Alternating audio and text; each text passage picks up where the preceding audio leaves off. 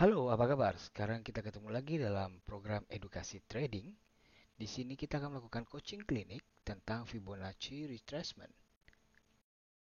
Sebelum kita mulai, kita akan memberikan suatu disclaimer terlebih dahulu bahwa informasi yang akan saya berikan ada sifatnya gratis, hanya untuk pembelajaran, dan saya sebagai pembicara bukan penasihat keuangan, juga tidak buka kursus trading. Jadi berhati-hati jika ada seseorang atau grup yang membuka kursus trading dengan konten ini atau dengan nama saya, silakan lapor di Telegram yang akan ada di akhir video ini. Oke, kita akan bahas tentang Fibonacci retracement. Ada dua Fibonacci retracement yang akan saya bahas. Yang pertama adalah tradisional dan yang kedua adalah freestyle. Yang tradisional itu pada umumnya sudah banyak dipakai atau diajarkan di tempat-tempat kursus. Salah satunya adalah dengan cara menarik Fibonacci dari higher high ke lower low atau dari lower low ke higher high. Jika level 0 ada di atas, maka akan biris arah pasarnya. Tapi jika level 0 ada di bawah, maka arah pasarnya akan bullish atau uptrend. Standarnya Fibonacci retracement menggunakan level seperti 0, 0,236, 0,382, 0,5, 0,618, 0,786, 1, 1618, 2, 2618, dan seterusnya. Selanjutnya kita akan membahas secara umum tentang freestyle Fibonacci. Freestyle Fibonacci adalah Fibonacci yang digambar tanpa menggunakan aturan. Jadi si pengguna itu mungkin hanya menggunakan level-level tertentu saja. Jadi tarik Fibonacci-nya pun bebas, tidak harus dari higher high atau lower low. Bisa saja dari open ke close, atau dari suatu breakout ke breakout, atau dari suatu trendline ke trendline. Tidak semua level dipakai, jadi hanya dipakai sesuai dengan kebutuhan, tergantung dengan arah market dan juga keinginan dari yang melakukan. Umumnya mengikuti suatu pola atau pattern. Nanti kita akan bahas masalah ini. Level Fibo bisa juga negatif jika berlawanan arah. Jadi selama ini kita mengetahui bahwa Fibo itu dari 0 ke 1 dan semakin tinggi nilainya. Tapi bisa juga nilainya negatif dan semakin kecil nilainya. Itu jika arahnya berlawanan dengan tarikan Fibonacci kita dan kita ingin menampilkan level-level yang arahnya berlawanan itu. Secara umum saya akan menjelaskan beberapa level penting dalam Fibonacci Freestyle. Yang pertama adalah level 113, 1.13 atau 1,13 sampai 1,272. Itu biasanya dipakai untuk area konfirmasi. Level 1,618 sampai 1,786 itu untuk target suatu trend. Dan level 0,5 hingga level 0,618 itu biasanya dipakai untuk pergantian arah atau flip trend. Mari kita langsung ke contoh chartnya. Di tradisional Fibonacci ini adalah kita di sini saya gambar ya. Dia tarikannya itu dari atas ke bawah. Yang di sini dari mana satunya di atas dan nolnya di bawah. Ini dipakai biasanya untuk memprediksikan pembalikan arah atau kelanjutan dari tren suatu pasar. Contohnya di sini. Di sini dia trennya adalah naik ya. Dia trennya naik, kita akan pakai Fibonacci ini untuk memprediksikan turunnya suatu harga. Contohnya area yang biasa dipakai adalah untuk harga yang sangat dibiris atau sangat sangat besar koreksinya itu akan dipakai di level 0,236 hingga 0,382. Nah, disinilah akan menjadi area recovery-nya, area recovery bounce atau area koreksi terakhir sebelum dia akan lanjut lagi trennya ke atas. Karena satunya di atas, jadi kita hanya memprediksikan uh, di mana dia akan koreksi, di mana dia akan dump, dan selanjutnya akan lanjut ke atasnya. Nah, di sini adalah tren uh, bearish ya, di mana nolnya ada di atas. Jadi start line-nya atau basic-nya itu ada di atas dan satunya itu ada di bawah. Jadi dia tujuannya karena satu di bawah karena dia akan memprediksikan arah koreksi yang lebih dalam lagi dari satu ini. Nah, biasa diprediksikan untuk pembalikan arah turun atau kelanjutannya. Jadi untuk turun pembalikan arah turun atau yang biasa disebut dengan dead bounce. Jadi dia turun, mantul, turun lagi. Seperti itu. Nah, area koreksi yang terbesar biasanya dipakai di 0,786 atau 0,886 sebelum dia akhirnya mantul ke arah area flip trend. Biasanya dipakai buat arah pantulan, yaitu di area 39.400 atau 37.800 untuk kasus candle di sini. Jadi dia akan turun, naik, turun lagi. Baik, ini adalah contoh freestyle Fibonacci yang dipakai untuk pola channel.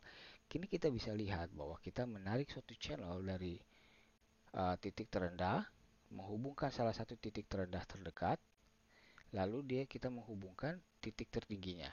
Setelah menggunakan parallel channel ini, kita bisa melihat bahwa Fibonacci-nya menyentuh garis adalah yang ditanda panah ini, yang ditanda tangan ini ya, ada tangan di sini, ada icon tangan. Nah, ini adalah level tertingginya dia. Kemudian yang di bawah Sorry, I'm not able to help with this. Kemudian yang di bawah ini adalah area breakout-nya dia. Yang garis kuning bawah ini adalah area breakout, di garis kuning di atas dia area menyentuh paralel yang paling atas. Nah, di sini kita tarik 0 dan 1. Tujuannya adalah untuk memprediksikan sampai sedalam apa candle ini atau market dari contohnya Bitcoin ini itu bisa turun. Karena kita tadi prediksikan bahwa 1618, 1,1618 ini ditujukan untuk sebagai target bearish marketnya. Sedangkan untuk target bearish paling maksimum yang bisa dilakukan untuk suatu breakdown ini, untuk suatu area downtrend, untuk suatu arah downtrend ini adalah mencapai 33.600 atau level 2,618. Lanjut, kita akan coba melihat. Oke, di sini Fibonacci bisa dipakai untuk mengukur resiko kerugian atau keuntungan serta mengatur keuangan. Loh, bagaimana caranya? Baik, di sini kita akan coba bahas. Yang pertama, risk and reward. Kita disebutnya biasanya di TradingView atau di suatu alat untuk menggambar chart, itu namanya risk and reward atau RR.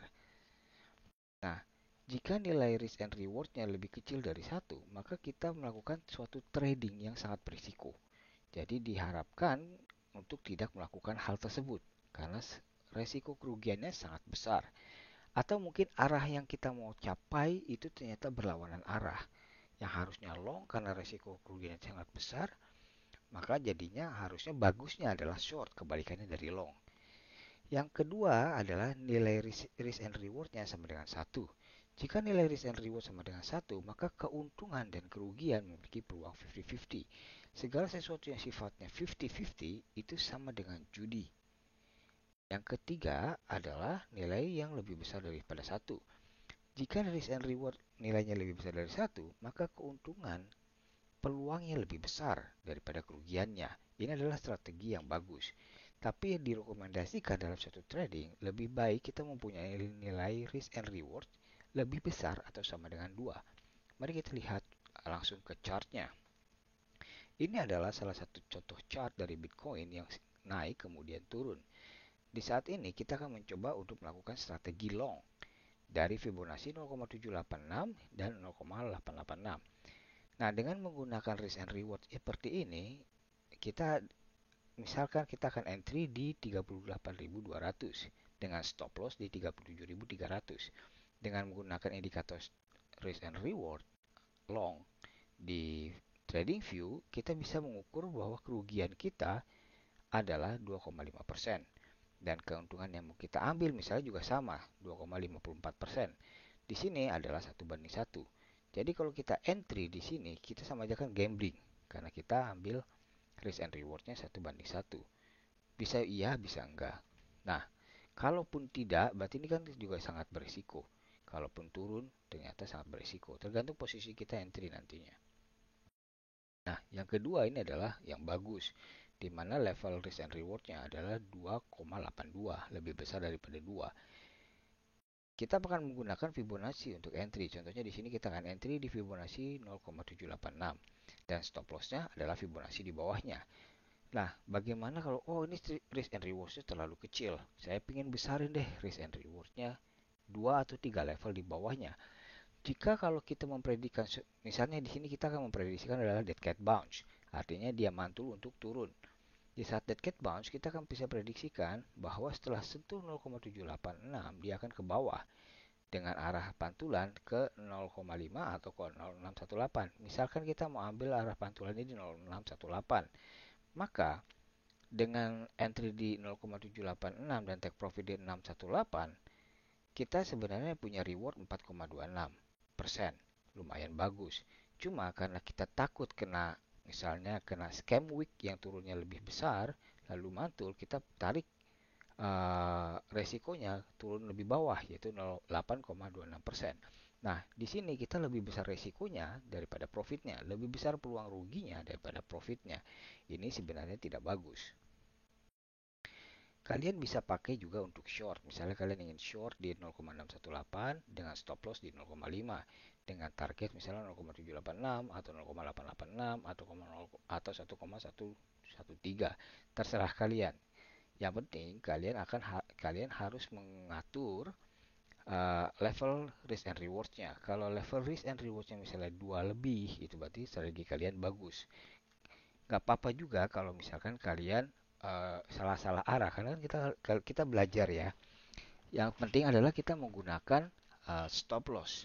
Karena kalau misalnya kita punya duit $100 dan kita sering loss misalnya 2% atau 5%, duit kalian habis itu mungkin bisa sampai 30 atau 50 kali trading dengan duit $100. Jadi gunakanlah kesalahan-kesalahan kalian dalam trading, misalnya dalam menggunakan Fibonacci, untuk mengetahui karakter suatu market, untuk memperdalam atau memperdalam skill Anda dan memperbaiki kesalahan-kesalahan Anda. Misalnya kalau saya entry di sini kayaknya saya tidak cocok. Atau kalau saya menggunakan risk and reward seperti ini, saya sepertinya tidak cocok. Atau mungkin pasar Bitcoin itu nggak cocok dengan strategi Fibonacci saya. Di dalam trading, kita tidak boleh memaksakan hal-hal yang tidak kita kuasai untuk bertrading. Jadi sekali kita dapat market yang pasarnya, yang strateginya, yang situasinya bisa kita baca dengan cara mudah, contohnya dengan cara Fibonacci, cukup kita main di market itu aja. Kalian bisa pakai futures leverage, kalian bisa pakai margin leverage, atau kalian bisa pakai spot. Yang penting kan cuan. Kalau kalian mau main akurasi-akurasi, berarti itu lain tujuan. Itu bisa aja tujuannya mungkin untuk pamer atau tujuannya untuk jualan sinyal atau mungkin untuk lomba. Tapi dalam trading personal tujuannya adalah cuan. Satu market saja cukup jika kalian bisa cuan 5 sampai 10 kali setiap hari. Next. Setiap level Fibonacci memiliki arti untuk mengerti keadaan suatu pasar. Nanti saya akan jelaskan ya. Yang kedua, Fibonacci itu dibuat untuk trader yang malas. Jadi kalau kalian malas gambar, kalian malas hafalin pattern, kalian cukup pakai Fibonacci as simple as possible dari higher high ke higher low, atau dari trendline horizontal atau dari trendline diagonal. Itu gampang banget. Nanti saya akan ajarkan berbagai macam implementasi Fibonacci dengan menggunakan pattern-pattern atau trendline. Nah, ini adalah level-level Fibonacci yang mempunyai arti penting dalam keadaan suatu pasar. Fibonacci 0,5 dan 0,618 itu adalah kunci dalam suatu keadaan pasar.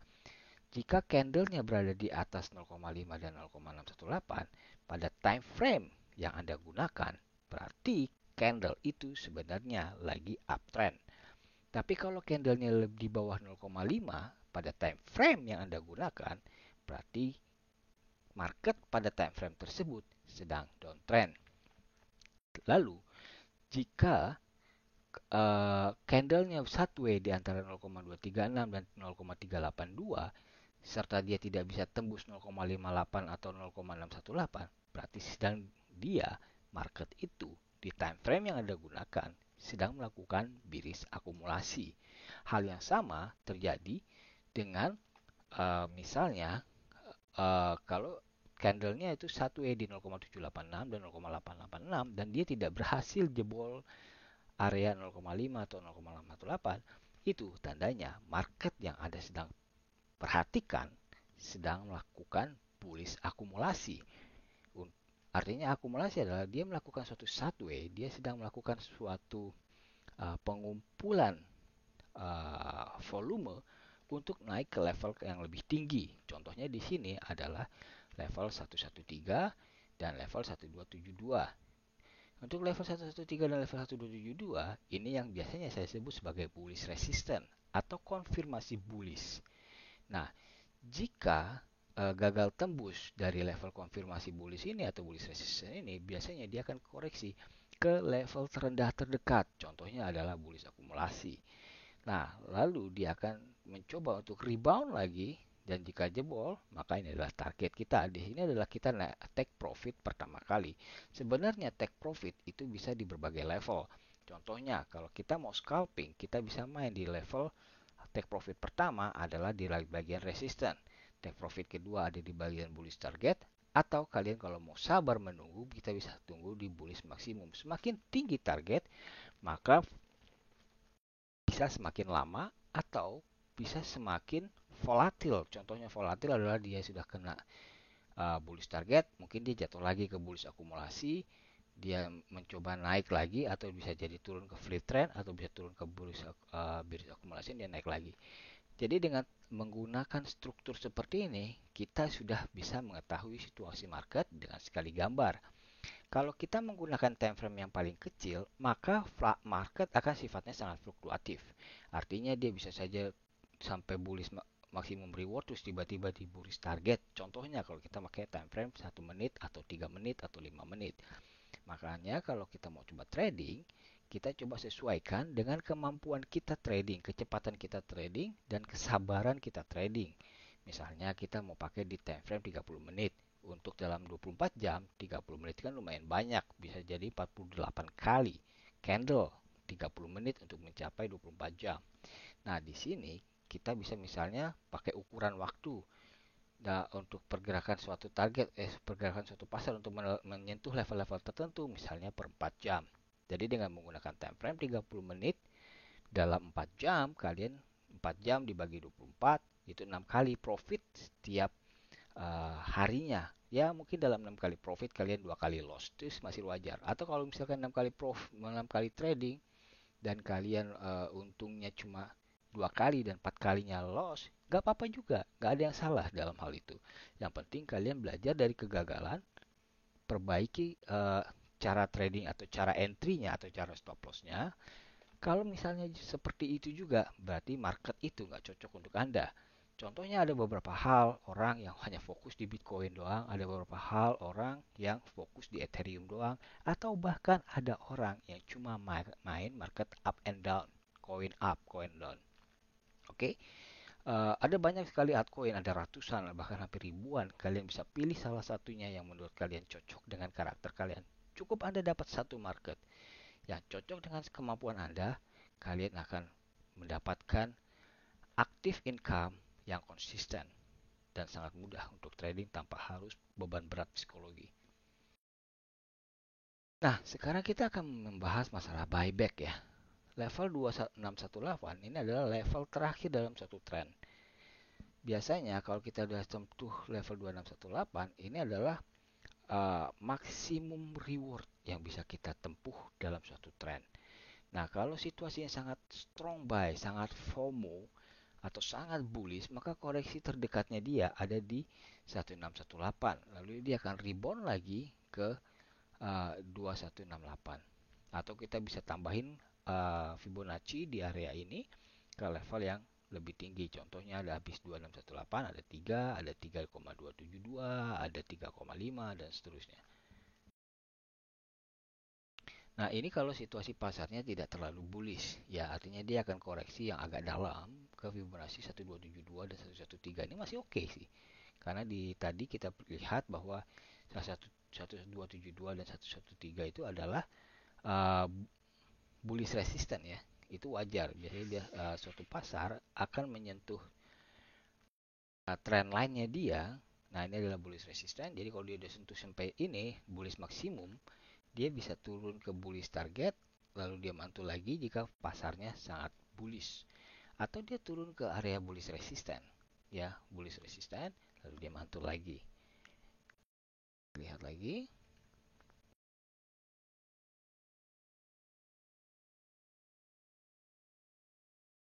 Tapi kalau situasinya sangat kuat penjualannya, mungkin dengan adanya bad news, seperti misalnya China banning atau misalnya Ukraina perang, dia akan turun ke area 0,886. Bahkan yang terburuk, dia bisa turun sampai 0,382. Ini adalah situasi di mana pressure sellingnya sangat besar, banyak berita-berita jelek, maka bisa turun ke area sini. Ini masih normal karena habis dari lower low, ini adalah lower low, lalu dia naik ke higher high, lalu dia turun ke higher low. Segala koreksi yang bentuknya tidak membuat lower low itu masih sehat, walaupun cukup dalam seperti ini.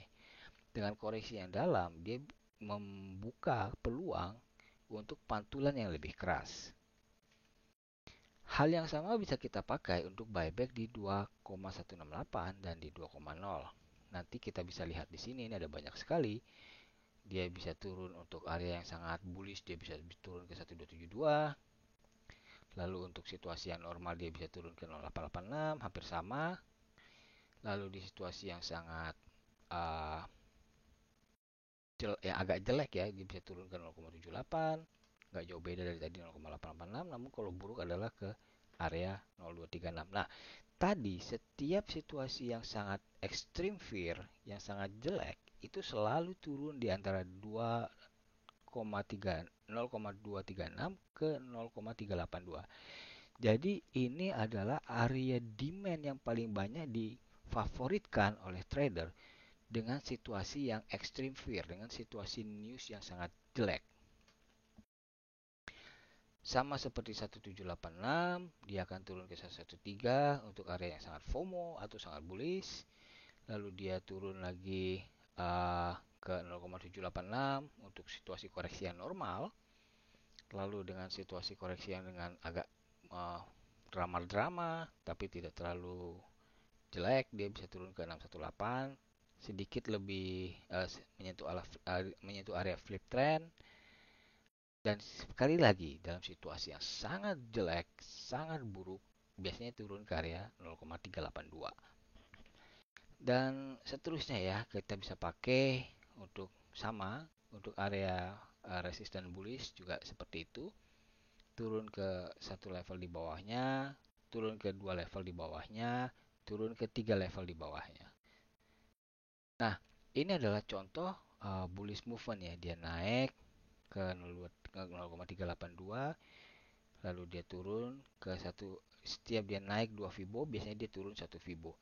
Naik lagi 2 Fibo, nah mendekati Fibo-Fibo flip trend, dia turun ke Fibo yang di bawahnya. Jadi kalau dia masih di area yang satu sama satu range ini, misalnya di sini adalah bearish accumulation misalnya ya.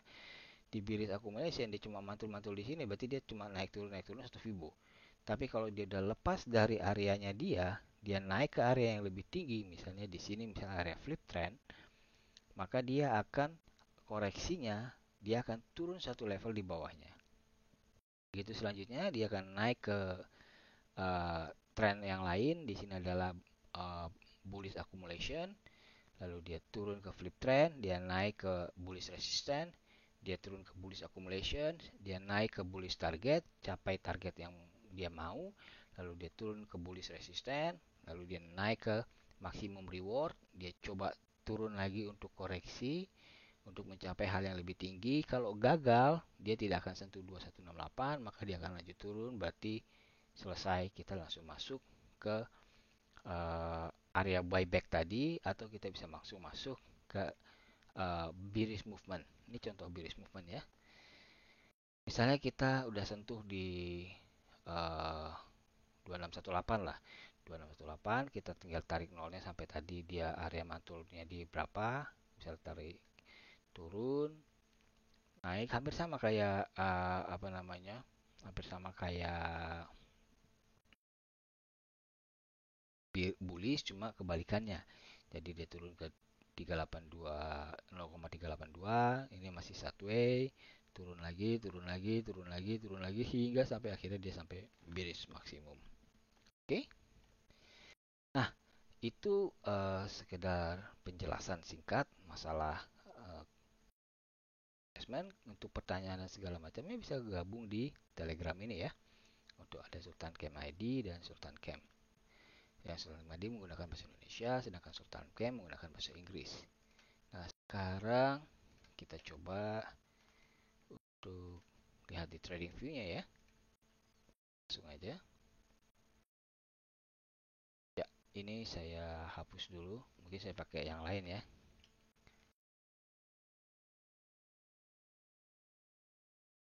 Ini masih bersih. Di sini saya pakai time frame 1 hour, 1 jam. Ini saya hapus dulu. Nah, kita bisa pakai untuk Fibonacci-nya misalnya menggunakan trendline seperti ini. Ini adalah trendline ya. Ini adalah trendline seperti ini, atau juga kita bisa ambil kalau misalnya dia tarik dari atas sini yang sentuh trendline ya. Ini kita pakai freestyle sampai ke bawahnya. Nah, kita ambil bullish-bullishnya. Area-area Fibonacci-nya. Biasa kita pakai. Ini dia. Tampilin dulu semuanya. Jadi biar kita bisa gampang mengerti. Tampilkan yang penting-penting aja. Saya naikin ya. Nah, ini kita bisa call out ya. Ini area flip trend. Dan dimana kalau candle di atas area flip trend, maka dia akan bullish, sedangkan di bawah flip trend dia akan bearish. Sekarang ternyata oke, ini area flip trend, saya kasih warna putih aja. Dan di bawahnya ini adalah bearish akumulasi ya. Warna merah adalah bearish akumulasi. Nanti yang lainnya bisa, level-level lainnya kita bisa lihat ya. Ini adalah bullish akumulasi. Oke. So, jadi situasinya dia ada di bawah flip trend. Jadi kalau dia di bawah flip trend, ini candlenya, berarti dia sebenarnya masih sifatnya downtrend ya. Karena dia flip trend. Ini masih di area ini berarti dia downtrend. Nah, karena dia berada di area, sebentar saya lihat. Oke, path.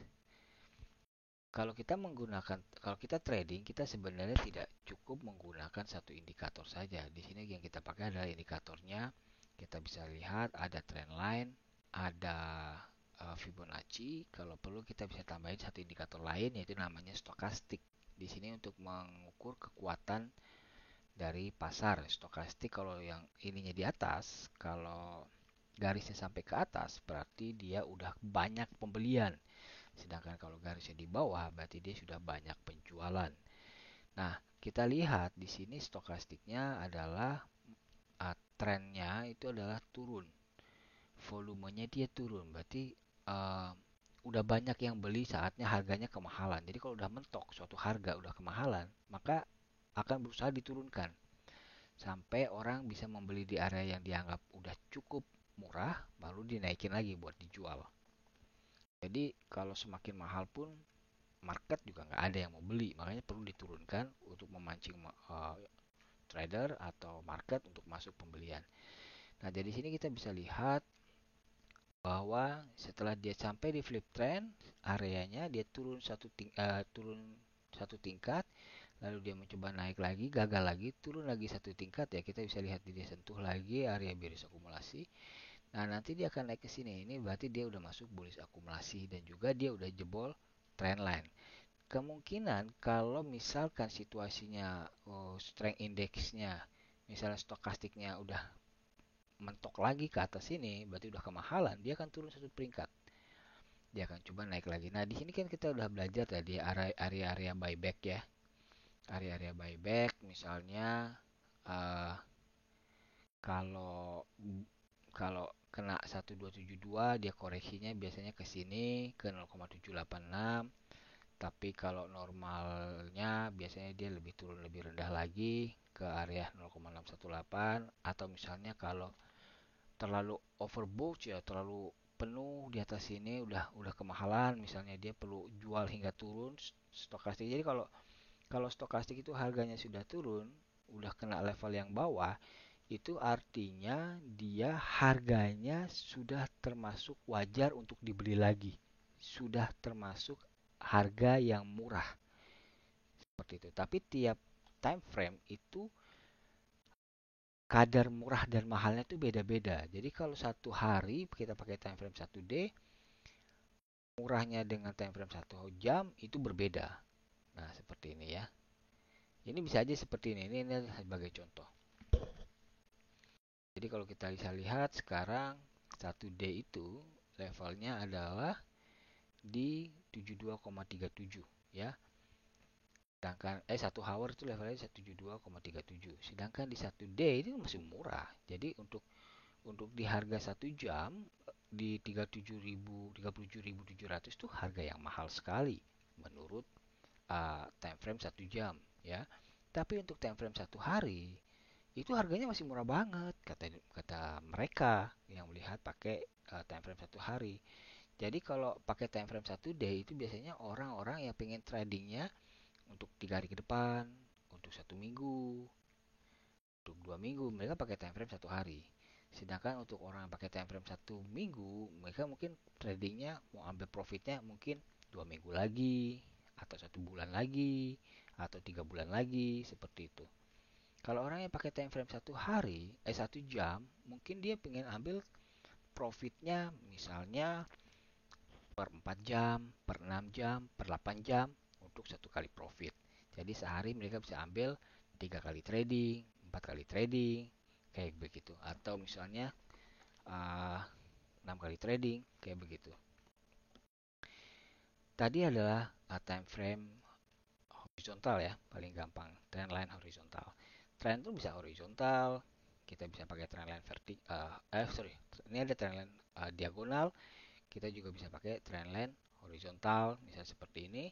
Ini pun kita bisa pakai. Nah, inilah yang freestyle ya. Kalau freestyle kan biasanya kalau tradisional kan bisa dari higher high ke lower low, dari higher high ke lower low, dari higher high ke lower low, dari higher high ke lower low. Dan kita bisa ambil yang gini aja. Dari garis horizontal, dari garis trendline-nya ke lower low misalnya. Kita hapus misalnya, kita ambil area-area penting ya. Ini udah breakout ya. Dia udah breakout trend line, kita mau coba ambil kita mau coba tampilin area-area resisten, area-area target. Nah, ternyata di sini kita coba tampilin lagi level di bawahnya. Oh, sorry. Oke, kita begini aja dulu ya. Nah, ini adalah area horizontal. Area horizontal trend line. Jadi kalau kita gambar trend line seperti ini, kita beranggapan bahwa di bawah garis adalah downtrend, di atas garis adalah uptrend gitu. Bawah garis ini adalah downtrend, di atas garis adalah uptrend ya. Itulah cara ngebaca trend line, garis trend. Nah, jadi di bawah garis putih ini adalah downtrend, di atas garis putih adalah uptrend. Dan di sini kita lihat bahwa dia udah jebol garis putih, berarti situasinya adalah sekarang uptrend. Nah, di sini dia mencoba retest ke area di bawah garis putih. Nah, area di bawah garis putih ini yang tadi 0,886 kita sebutnya adalah area bullish akumulasi. Sedangkan untuk area 1272 kita tadi sebut adalah apa? Resisten, ya. Dan sini adalah targetnya. Ini adalah target. Nah, kita lihat bahwa targetnya sebenarnya udah tercapai. Makanya dia mentok nih langsung. Pas banget pas dia mentok ke overbought, harga yang paling kemahalan, dia sentuh harga target bullish. Berarti udah selesai sebenarnya nih, kalau untuk satu kali tarikan dia udah selesai. Nah, ternyata di koreksinya masuk ke koreksi normal. Dia sentuhkan bullish akumulasi di koreksi normal di sini.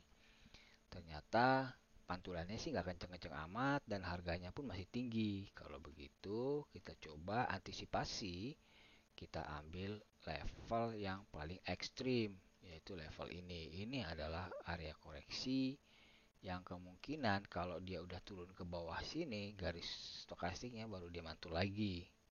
Kayak gitu. Nah, ancang-ancang kalau kita nggak mau rugi, kita bisa ambil area ini, entry. Gak apa-apa, kita tunggu aja kan, sabar, kita harus sabar sebenarnya daripada antri buru-buru ya. Kita ada, misalnya kita gambar aja dulu.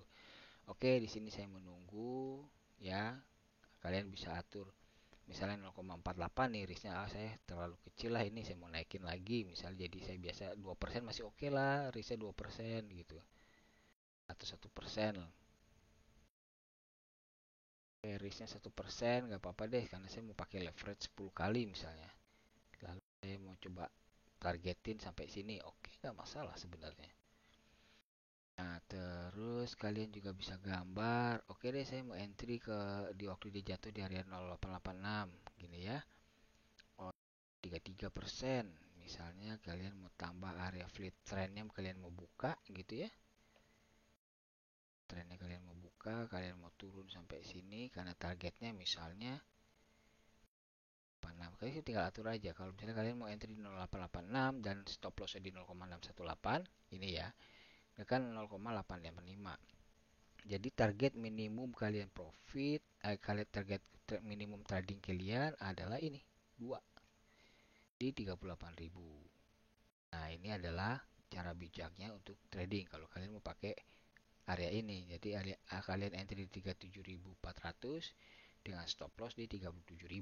Stop lossnya 0,85. Kalian bisa pakai leverage 10 kali, berarti kalian ruginya 8,5%, profitnya bisa 8,7%. Ya, hampir-hampir mirip.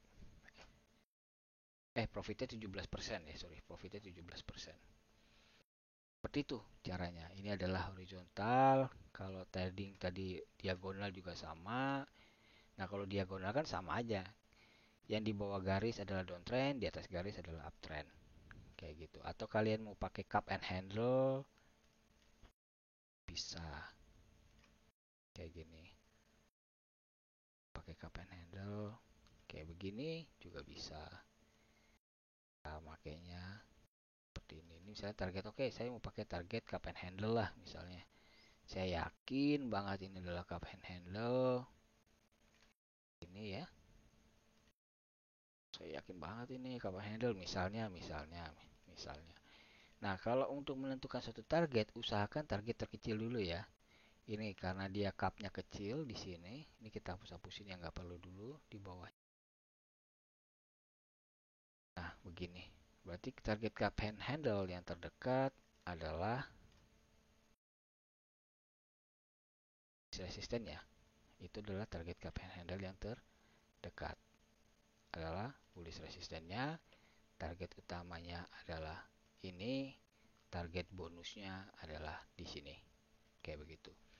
Nah, jika sudah, kita bisa ambil target yang besar. Target yang besar, cup yang besar. Ini kita target, ini adalah target handle. Ya, ini kan handle ya. Ini handle. Target cup, ini cup. Ya. Berarti ini yang ini punya handle. Ya. Yang ini punya cup. Itu kita bisa lihat bahwa di sini target untuk cup dan handle hampir-hampir sama. dengan target uh, utamanya si cup itu ada di ini cup ya, kita pakai ini ada di 39.000. Target maksimumnya candle pun juga masuk. Lalu bullish resistannya cup ada di 38.400 dan hampir sama juga handle pun bullish resistannya hampir kena ya. Berarti di sini kita bisa ambil kesimpulan bahwa ini adalah target yang akan disentuh karena hampir bersinggungan ya, ini namanya Fibonacci cluster. Kalau Fibonacci cluster yang bersinggungan berdekatan ini kemungkinan area terkuat targetnya. Seperti itu. Nah, seperti ini juga nih kita bisa lihat ya. Ini dia area kuat nih. Tuh. Karena dia bersinggungan. Area bersinggungan. Ya nggak apa-apa kita ambil profit kecepatan pun nggak apa-apa daripada kita ambil profit telat terus dia turunnya juga udah banyak. Lebih baik kita ambil profit yang kecepatan. Naik lagi nanti kita bisa naik di level-level konfirmasi breakoutnya atau di level-level konfirmasi dia rebound kayak gitu. Nah, kalau recovery bounce itu seperti apa sih? Nah, recovery bounce itu sebenarnya kita bisa ambil cara gampang adalah higher high dan higher low ya. Higher high dan higher low. Ini saya coba udah saya buat di sini ya recovery bounce. Tampilin level-levelnya. Oke. Oke, sorry. Kalian pasti akan bingung dengan negatif ya. Saya coba. Oke, sebentar ya. Saya coba rubah dulu supaya kalian nggak bingung dengan negatif. Ini nggak negatif. Oke, ya ini adalah recovery bounce ya. Recovery bounce artinya ini adalah area invalidate. Area invalidate. Berarti kalau dia breakdown area invalidasi, garis invalidasi ini, berarti dia udah nggak valid untuk recovery. Nah, ini adalah area di mana dia target buat rebound. Ini adalah target dump untuk naik atau rebound. Target dump atau recovery. Dan ini adalah resisten. Ini adalah resistennya dia. Resisten atau konfirmasi. Bisa saja decline di area sini. Berarti dia gagal kalau gagal tembus. Dan ini adalah target recovery. Target rebound. Inilah yang disebut dengan strategi recovery bounce. Recovery bounce itu dia naik, koreksi, naik, koreksi, naik. Nah, inilah yang disebut recovery bounce ya. Naik, koreksi, naik. Nah, seperti ini. Ini namanya recovery bounce. Lalu dead bounce itu seperti apa? Nah, ini kita gambar. Ini adalah dead bounce ya. Ini adalah area dead bounce. Strategi dead bounce artinya dia turun, naik, buat turun lagi gitu. Sama aja kalau dead bounce ini adalah target birisnya atau deadnya. Ini support ya. Support atau konfirmasi biris.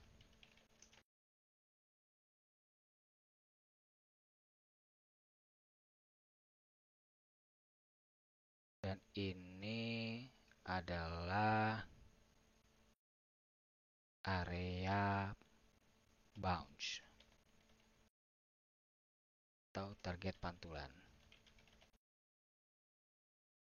Kayak gitu. Nah, di atas ini sebenarnya bukan kalau dia breakout, ya ini target breakout, target invalidasi. Nah, biasanya dia di sini akan kena ketok, ya di area-area ini akan kena ketok. Ini adalah target invalidasi. atau kalau dia gagal invalidasinya, dia ke sini nyari breakout ya. Dia kalau udah breakout di 38.100, maka dia akan naik ke atas. Ini adalah targetnya dia. Oke, saya rasa itu lebih dari cukup. Kalian bisa coba uh, mulai implementasi atau cari-cari strategi. Kalian juga bisa pakai segitiga ya, kayak begini segitiga. Yang lain segitiganya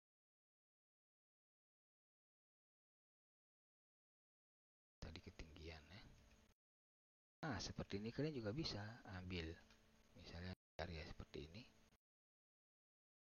Untuk langsung tentukan targetnya. Misalnya 1 2. Nah, seperti ini kalian resistennya di mana, bullish akumulasinya di mana, kalian mau cari supportnya di mana. Ini gampang, tinggal kalian bikin aja setting di sini. Kalian mau cari flip trendnya di mana. Nah, ini kalau kalian mau cari flip trend ya, kalian mau cari flip trend, nah cukup trading seperti ini aja. Artinya kalau jebol flip trend, profitnya bisa 1%,8. Kalau kalian mau pakai short juga 1%,8 seperti itu. Oke. Ini sebenarnya udah paling mudah caranya. Ini adalah flip trend. Kalian dia di bawah flip trend berarti dia bearish. Kalau di atas flip trend berarti dia bullish. Ini adalah 10 bullish. Kalau yang namanya resisten dan support itu biasanya terjadi penolakan. Kalau penolakan di support berarti dia mantul. Kalau penolakan di resisten berarti dia turun. Tuh. Oke guys, saya rasa cukup. Jangan lupa join ke Telegram buat tanya-tanya. Ini bisa di-sharing, videonya juga bisa di-sharing. Oke, good luck. Semoga berhasil tradingnya. Bye-bye.